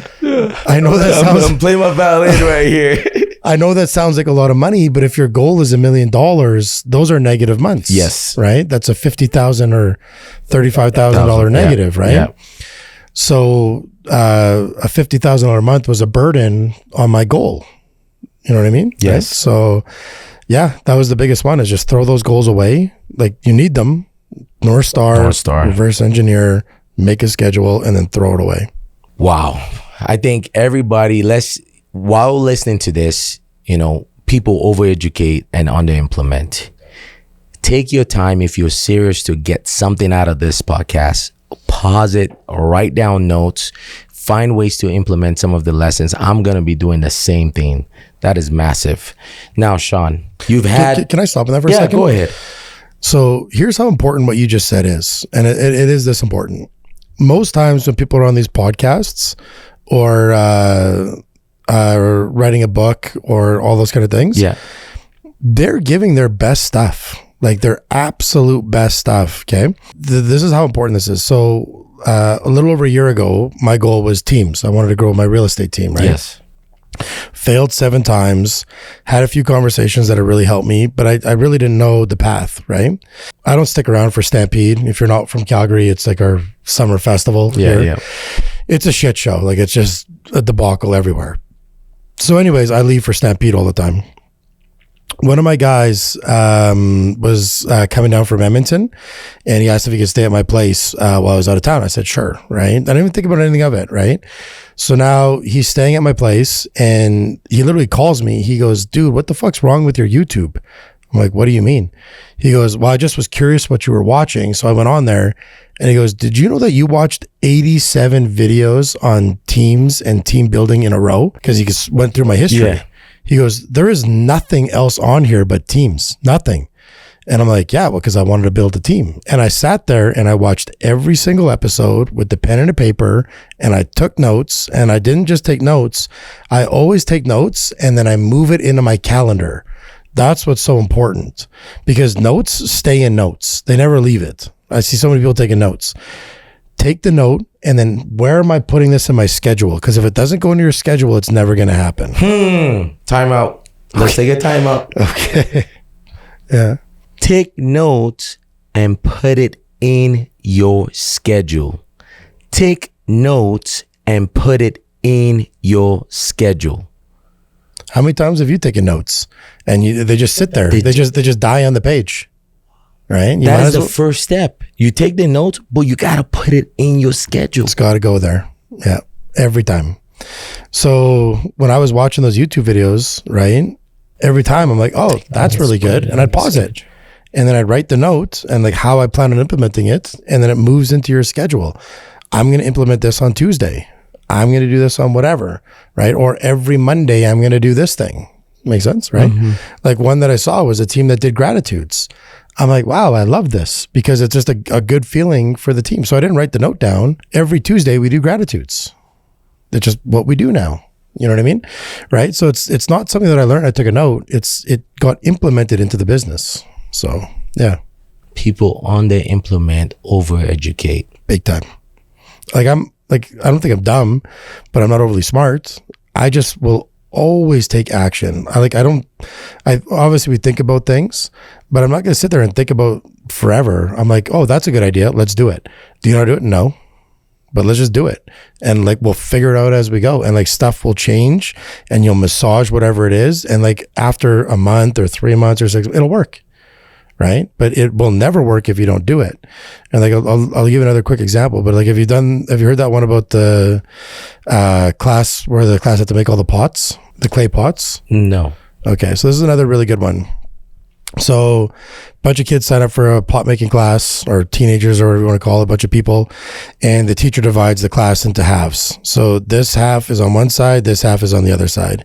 And the teacher says only one half of the class is going to pass. So half are you going to pass, half are you going to fail. And what happens is the rules are this side of the classroom can only make one pot for the whole year. But you could go to every single course you want. You could take every single video you want. You can reach out to every single expert in the world of pot making and everything. You have 100% of the resources to you, but you can only produce one pot. This side of the class, you get no resources. You don't get any YouTube. You get no gurus, no experts, no nothing, but you can make as many pots as you possibly can every single day. Right. And again, whoever makes the one single best pot at the end of the class is the half that pass. Well, the people who went to the gurus and the experts in this one, they got so stuck on the education that they actually never even produced a pot. The ones that were making pots all day long, hundreds a day, they produced a perfect pot at the end of the day because they practiced and they made systems and they learned and all that kind of stuff. So what happens is just imperfect action beats no action every time, right? I've heard that before. I love that. Yeah, you just have to take action. You just have to take action. Bro, I'm loving this right now. Like, you're giving, like he said, they give a lot of these gurus and successful people, when they get on podcasts, they give their best stuff, but you have to implement it. How many times someone has seen something motivational about fitness, about business, and they're like, oh my God, that's so motivational, and they take notes, but then they don't put it in their calendar. Yeah, it's just dies on the page. The next question I have for you is this. You've had many business partners over the years, relationships who have helped you, and some have hurt you. Okay. How do you know who to trust now? Just trust in God, man. Trusting God. God will put the right people in front of you. God will put the right lessons in front of you. Yeah, just trust in God. I think this is a good time to talk about that. Sure. When did that switch happen for you? 2.5 years ago. So November, 2 years ago. And like I'll never forget this moment. Like I'll have Alzheimer's and I'll remember this moment. But I was driving up to Edmonton. I have a Tesla. It's part of the story. So Tesla in the winter months is terrible, right? It drives for like an hour and then it's dead. So anyways, I was driving up to Edmonton and we were going to sign up a bunch of realtors into our organization. So it was going to be a good day. And I wanted to get a workout in first and then get a charge and get up there and all that kind of stuff. So I had to wake up at about 4 a.m., go get my workout in, head to the charger at the end of the city, cross iron, I had to enter the charger, charge it to 100%.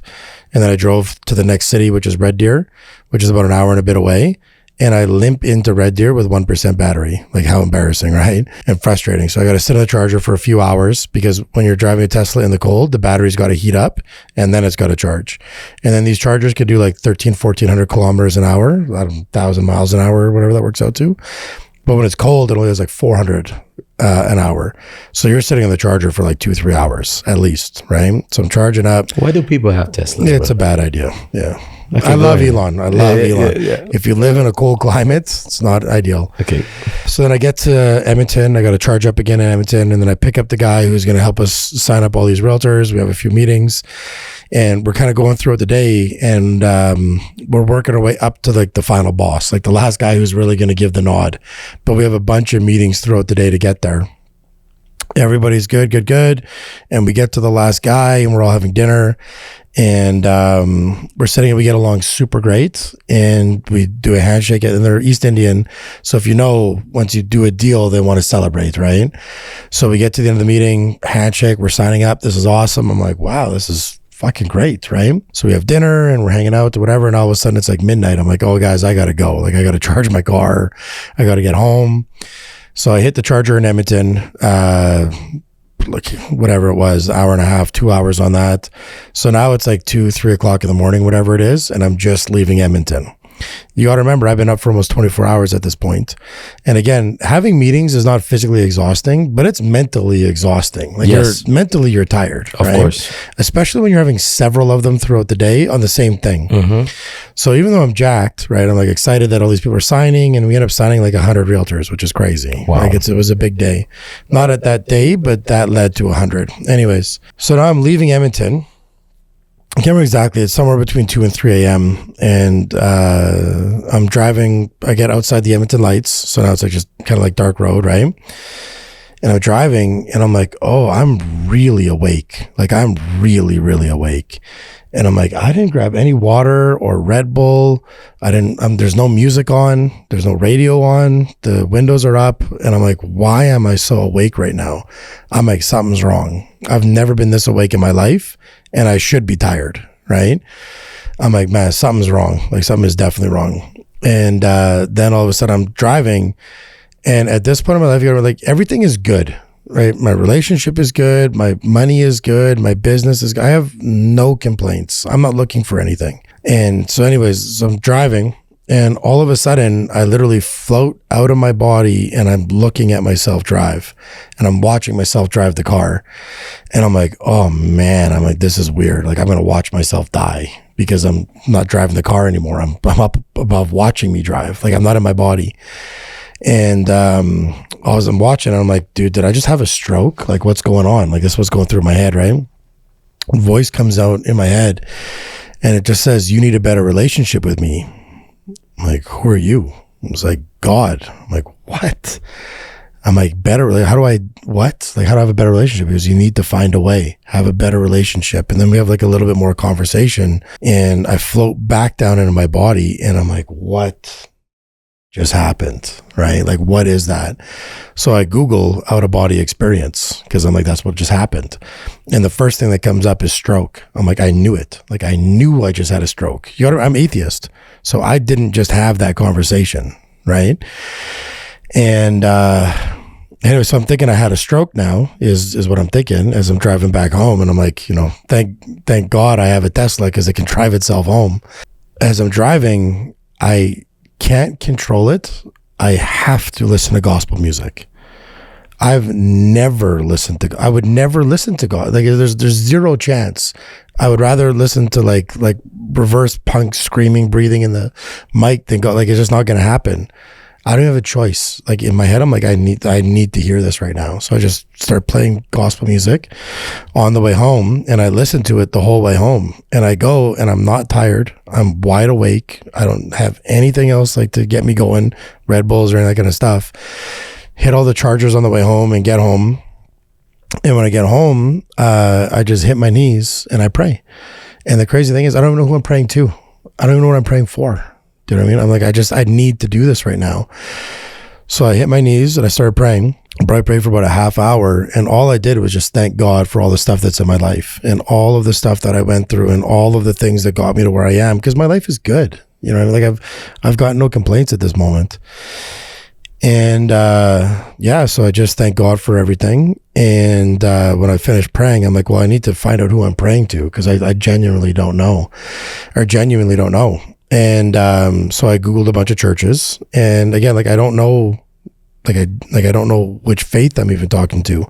So I'm like, okay, I'm going to go to a synagogue. I'm going to go to a mosque. I'm going to go to a temple. I'm going to go to a church. I'm going to go to a Catholic one, a Christian one. I'm going to go everywhere. And I'm going to do at least 2, but 3 every Sunday, 1 on Friday, 1 on Saturday, based on the religion. And I'm going to go to all of these places, and I'm just going to find out which God that I just prayed to, or which one I talked to even, right? And I ended up at Calgary Life Church, which is the one that I went to first. And I went in there, and this is November, and the service at that first one was literally, if this is your first day at church, here's how you connect with God. Imagine. Of all of the things they could have talked about, that was what they talked about that day. I'm like, this is crazy. Like that, this is the service. And then I went to other churches and stuff like that, but every time I came back to that one, like it was just clear, right? And after that moment, or after that one, every time I went back to church, I had questions because I don't know the Bible. I don't know the stories. I don't know anything.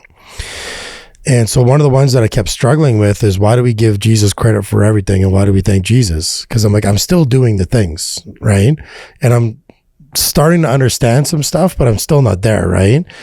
So as I'm going to church, I'm like, God, like, can you just tell me why we thank Jesus for everything? Because like, I just don't get it, right? Like, I get he was up on the cross and this, but like, I just don't understand why. So that service was about Jesus's great trade, when he actually traded his life for our sins, and they went deep into it. I'm like, oh, that makes a lot of sense, right? Now I understand, because we're only here because of Jesus, right? Because of his grace.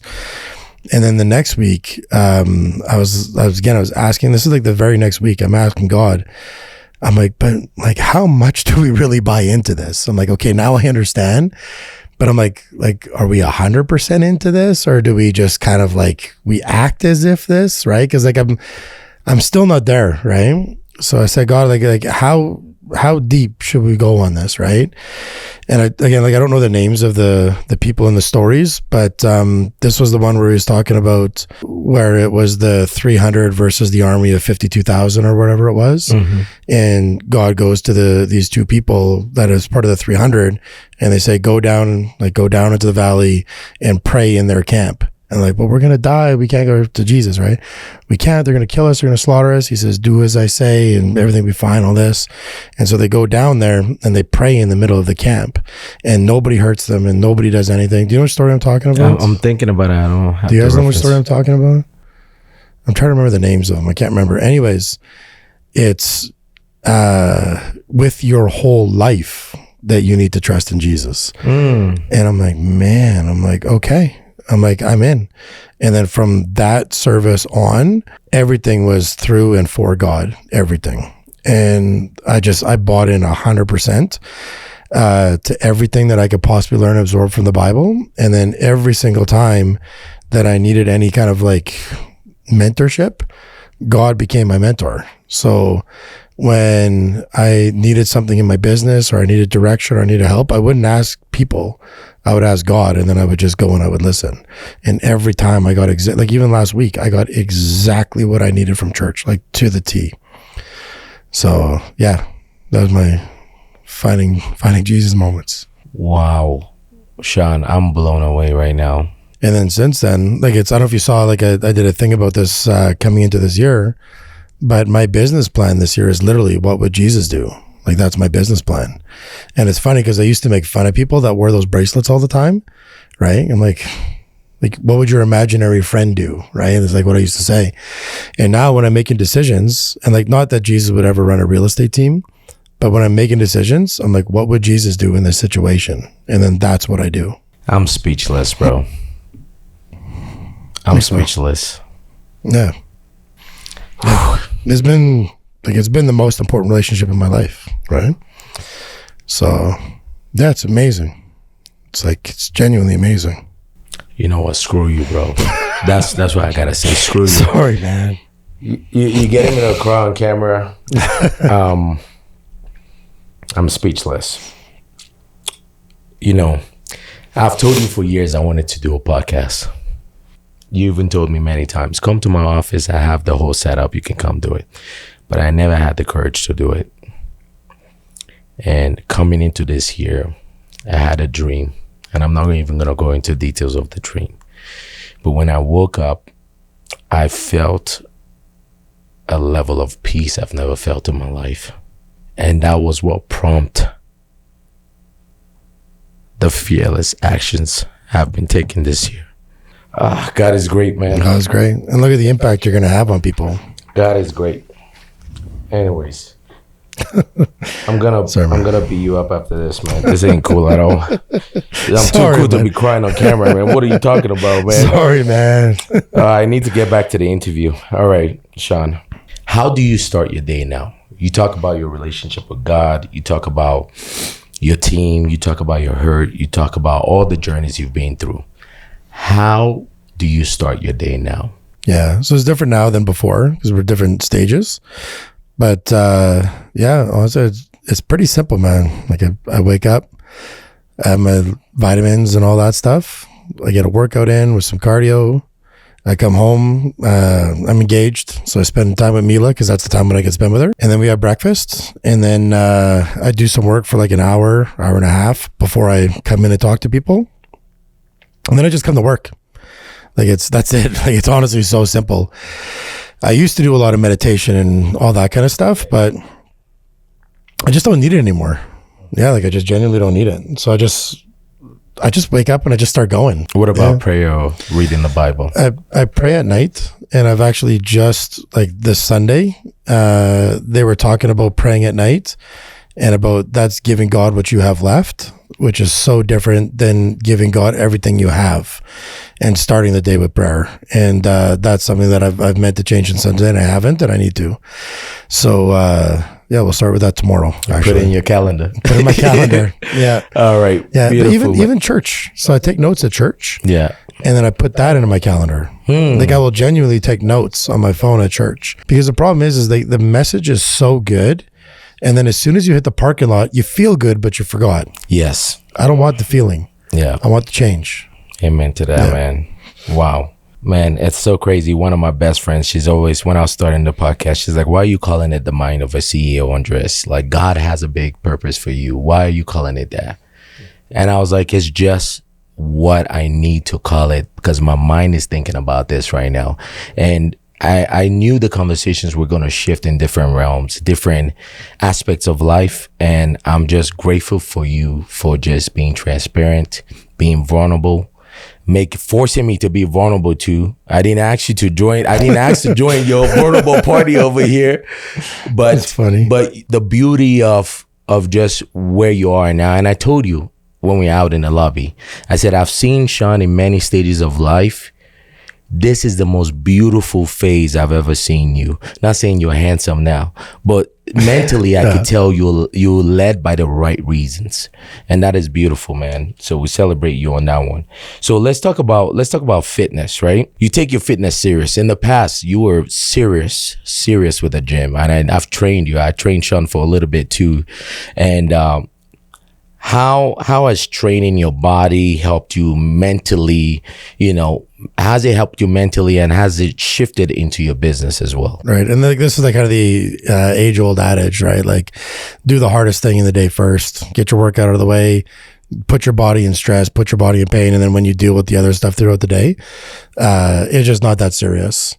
So I don't like maybe it's because I've seen this so many times. I don't have much time to spend on it, but like you have to keep your body fit. Like, it just, without it, like, what point is having a strong mind without a strong body? Like, what's the point? Do you know what I mean? Exactly.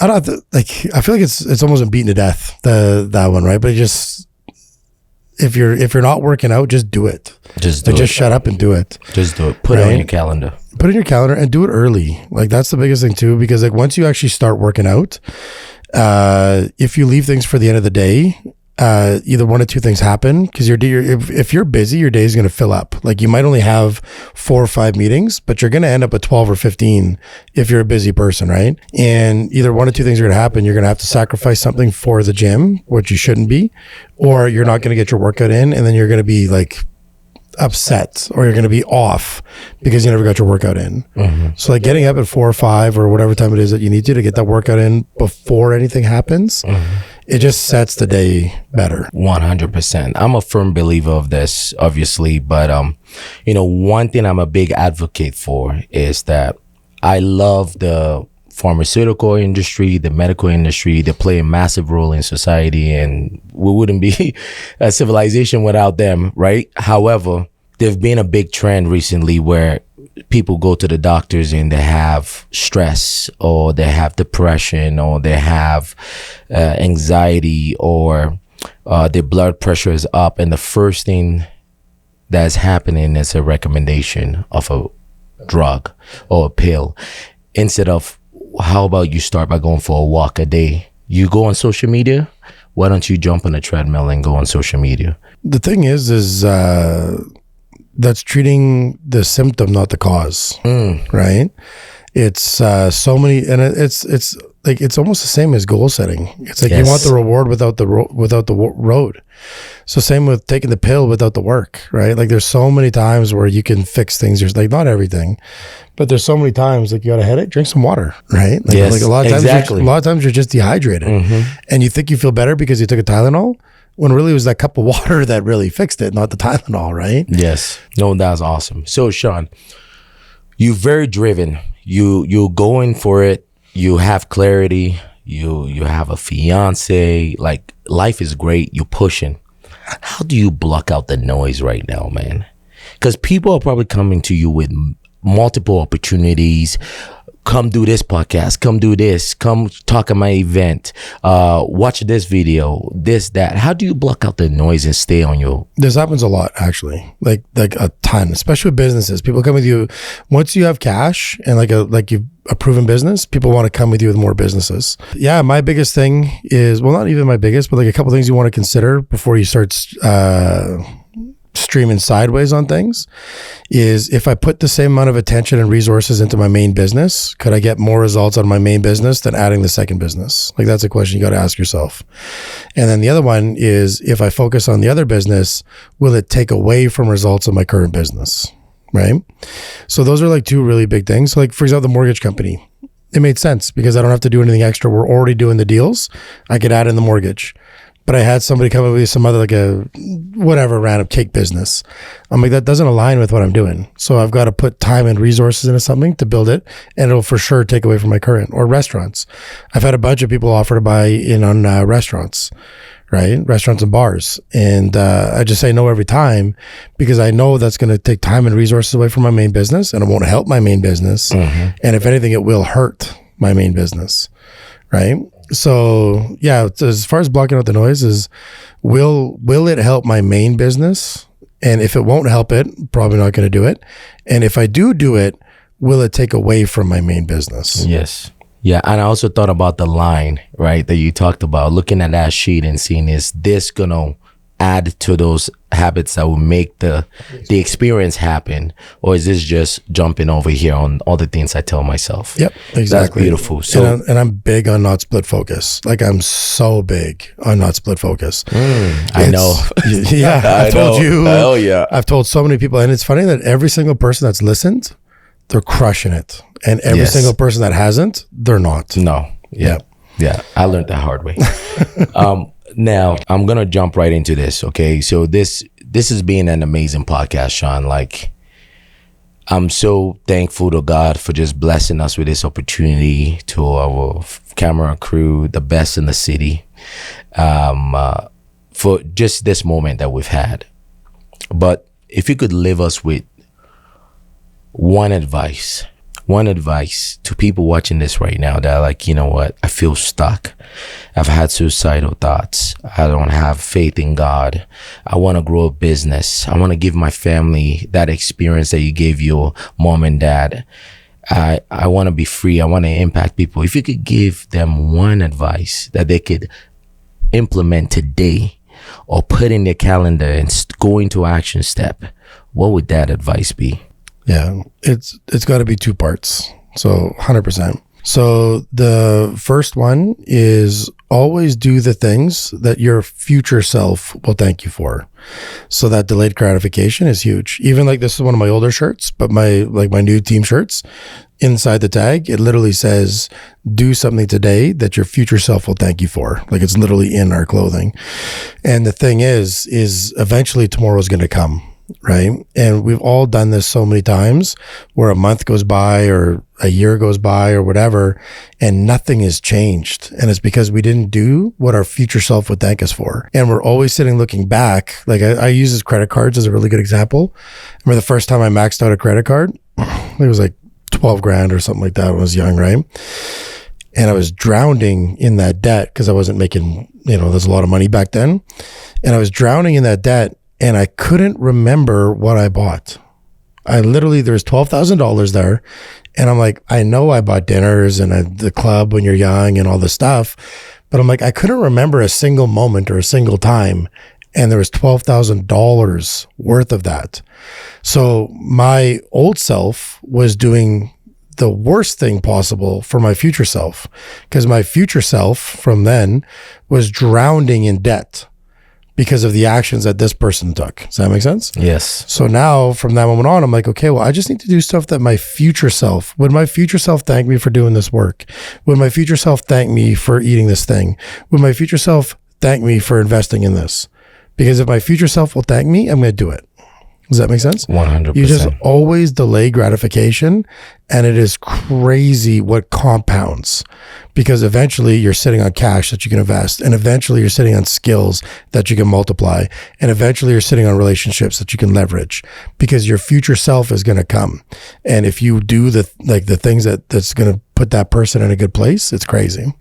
So that's one. Just always consider what your future self will thank you for. And then it's something I came up with a long time ago when I was running a sales team at the Brick, and I call it IIWA, but it's if I wasn't afraid. It's two parts to this too. So what happens is a lot of times we're afraid to do the thing because of whatever reason you want to give yourself. So if you sit down and think, I'm not doing it because I'm afraid, okay? If I wasn't afraid, what would I do? And you just have to ask yourself that question, right? Whenever if I wasn't afraid, what would IIWA, right? So if I wasn't afraid, what would I do? And then you're going to think about it, and I would do this.